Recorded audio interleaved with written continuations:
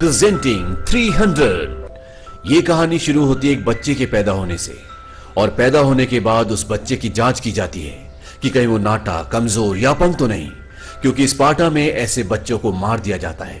पर वो बच्चा बिल्कुल ठीक होता है। जैसे वो 7 साल का होता है, उसकी एक योद्धा बनने की ट्रेनिंग शुरू हो जाती है और उसे घर से दूर जाना पड़ता है। स्पार्टा में सिर्फ एक ही चीज सिखाई जाती है कि अपने वतन के लिए जान देना सबसे फख्र की बात है।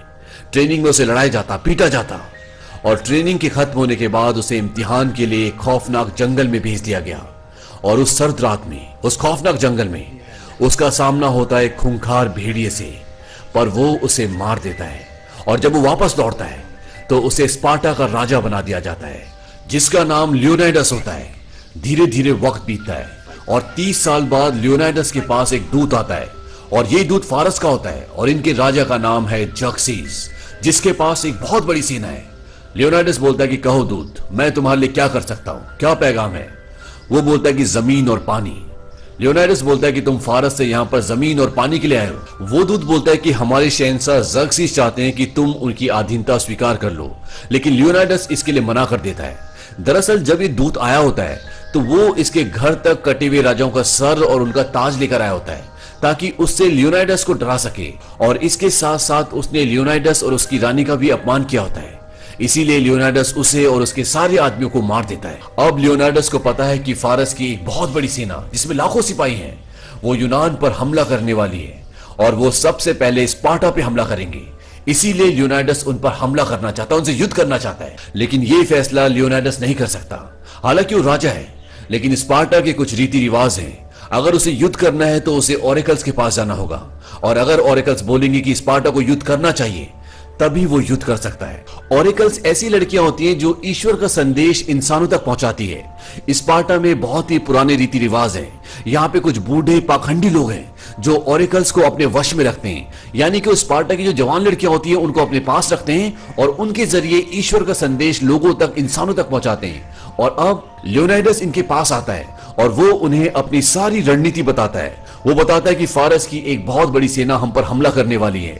अगर हम उन्हें पहाड़ी दर्रों में, यानी कि नरक के द्वार में भेज दें तो वहां उन्हें हम हरा सकते हैं। वो बूढ़े पाखंडी लोग बोलते हैं कि पहले ये बताओ कि चढ़ावे में क्या लाए हो, और लियोनाइडस उन्हें सोना देता है। वो बोलते हैं कि ये अगस्त का महीना है, कार्निया का त्योहार आ रहा है, और स्पार्टा कार्निया के दौरान कोई युद्ध नहीं लड़ता। इस बात से लियोनाइडस को बहुत गुस्सा आता है। वो बोलते हैं कि स्पार्टा का हर एक जवान लड़ते लड़ते मर जाएगा, स्पार्टा के बच्चे और औरतों को गुलाम बना लिया जाएगा। वो बोलते हैं कि इसका फैसला ओरेकल्स करेंगी। वहां पर एक जवान लड़की होती है जिसके जरिए वो ईश्वर का संदेश लियोनाइडस को बताते हैं। वो बोलते हैं कि अगर स्पार्टा जंग में गया तो पूरा स्पार्टा खत्म हो जाएगा, यूनान भी खत्म हो जाएगा। वो कहते हैं कि हमें कार्निया का जश्न मनाना चाहिए और स्पार्टा जंग में नहीं जाएगा। इस बात से लियोनाइडस बहुत हताश हो जाता है और वो वहां से चला जाता है। लेकिन ये सारे पाखंडी बूढ़े लोग जर्क्सीस से मिले होते हैं। तभी वहां पर जर्क्सीस के लोग आते हैं और वो उन्हें बहुत सारा सोना देते हैं।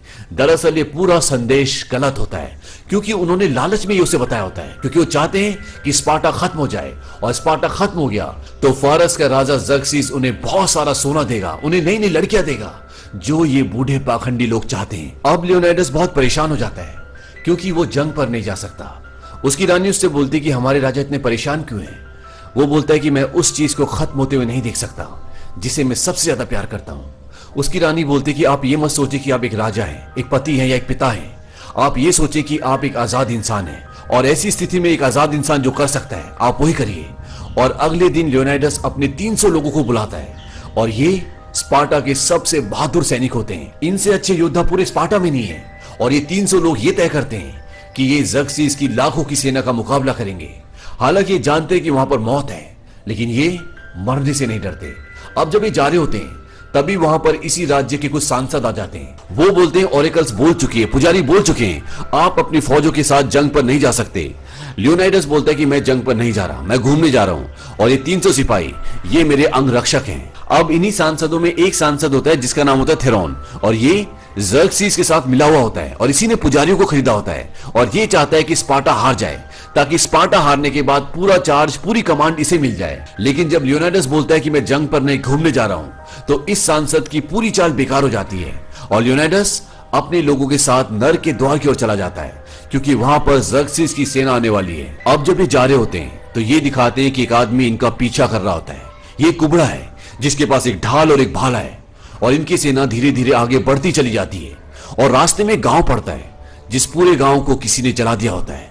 और ये देखकर इन सबको बहुत गुस्सा आता है। तभी वहां पर एक बच्चा आता है जो अधमरी हालत में होता है और लियोनाइडस के पास आते हुए गिर जाता है, और वो बोलता है कि यहाँ पे शैतान राक्षस आए थे जिनके पंजे थे और उन्होंने सबको मार दिया। ये सुनने के बाद लियोनाइडस की सेना का एक आदमी बोलता है कि फारसी भूतों के बारे में सुना था, इन्हें मारा नहीं जा सकता। लियोनाइडस बोलता है कि इन्हें मारा जा सकता है कि नहीं, इसका फैसला हमारी तलवार करेगी। और वो वहां से आगे बढ़ जाते हैं और ये संकरे रास्ते से होते हुए समंदर के किनारे पहुंच जाते हैं। और समंदर में बहुत सारे फारसी जहाज होते हैं जो सब इन्हीं की तरफ आ रहे होते हैं।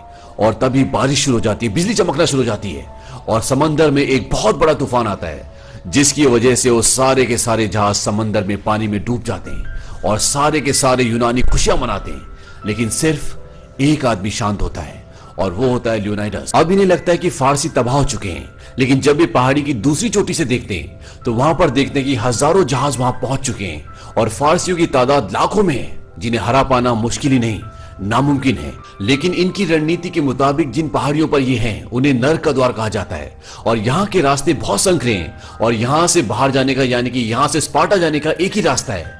और उन संकरे रास्तों में ये इस पूरी सेना से लड़ सकते हैं क्योंकि इन रास्तों में फारस की पूरी सेना इनके साथ एक साथ नहीं लड़ सकती, उन्हें कुछ कुछ करके आना पड़ेगा। और अब राजा लियोनाइडस अपने सेनापति से पूछता है क्या हमारे पीछे आने का कोई और रास्ता है।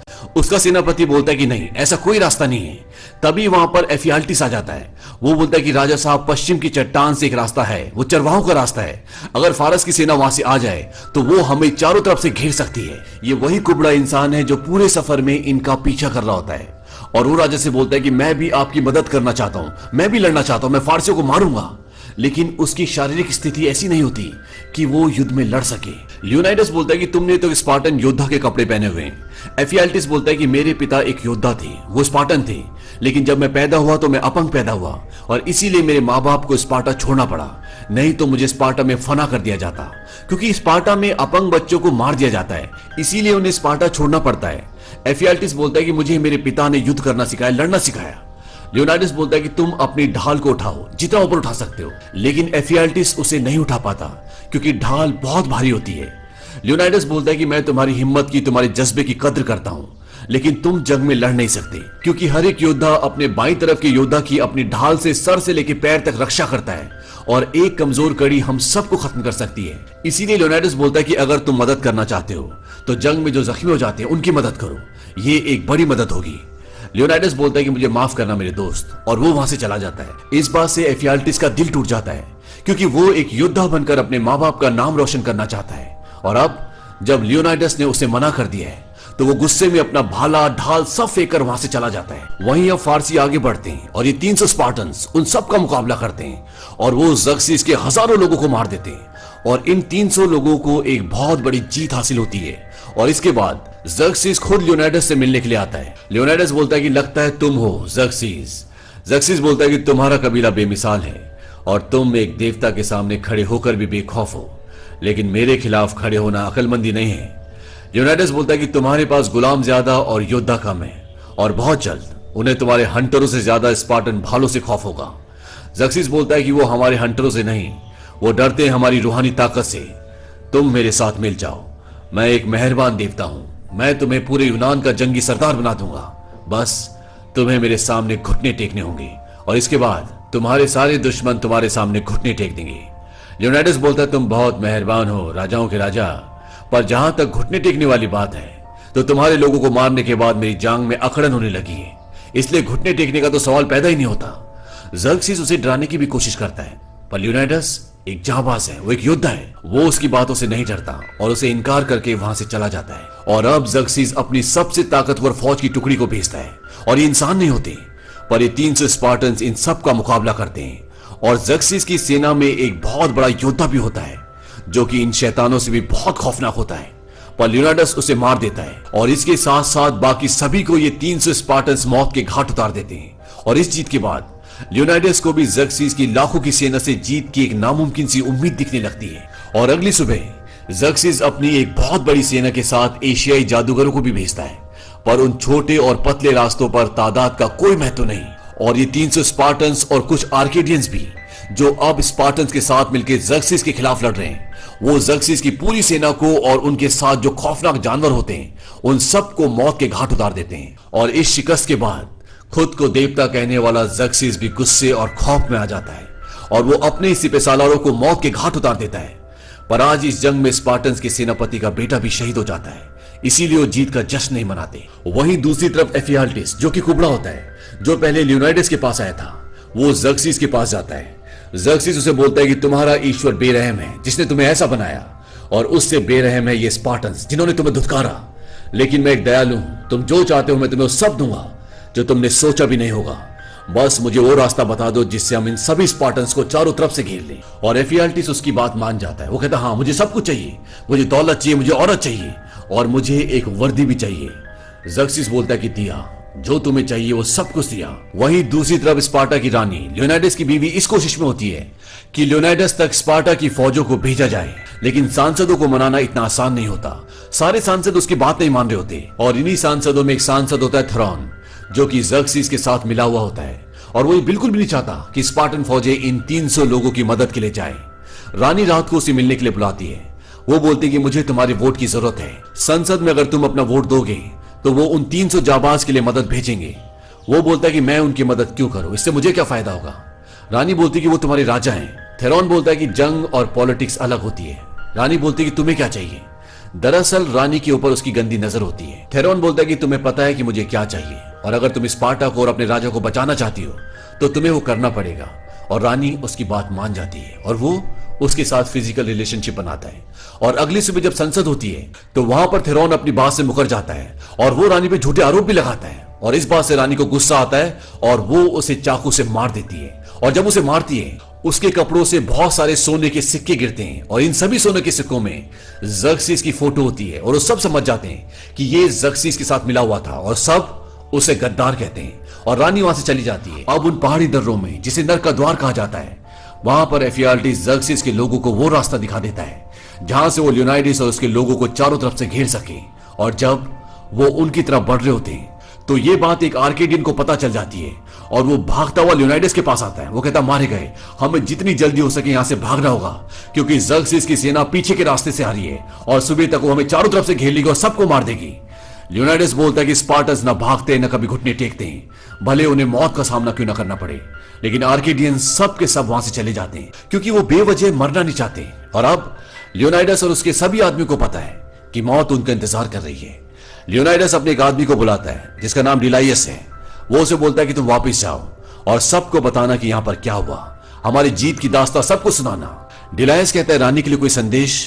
लियोनाइडस कहता है कि कहने के लिए मेरे पास कुछ भी नहीं है। वो उसे अपना एक लॉकेट देता है और इसके बाद डिलाइयस वहां से चला जाता है। और अगली सुबह इन्हें चारों तरफ से घेर लिया जाता है और ज़र्क्सिस के एक आदमी लियोनाइडस को बोलता है कि अगर तुम अपने हथियार डाल दो तो तुम्हें पूरे यूनान का जंगी सरदार बना दिया जाएगा।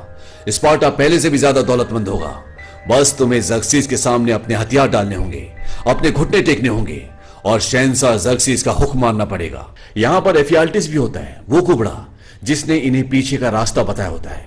वो लियोनाइडस से बोलता है कि मैं तुमसे विनती करता हूं, इनकी बात मान लो और अपने साथियों की जान बचा लो। लियोनाइडस को वो रात याद आती है जब उसने उस सर्द रात में उस खूंखार भेड़िए का मुकाबला किया था और उसे मौत के घाट उतार दिया था। अब लियोनाइडस अपना कवच उतार देता है, अपनी ढाल फेंक देता है और एफियाल्टिस को बोलता है कि मेरे भाई, तुम्हारी उम्र बहुत लंबी हो। और इसके बाद वो अपना भाला भी फेंक देता है और घुटनों के बल बैठ जाता है। उसे अपनी पत्नी याद आती है जिससे वो बहुत प्यार करता है। और तभी लियोनाइडस अपने एक आदमी को आवाज लगाता है, स्टैलियस!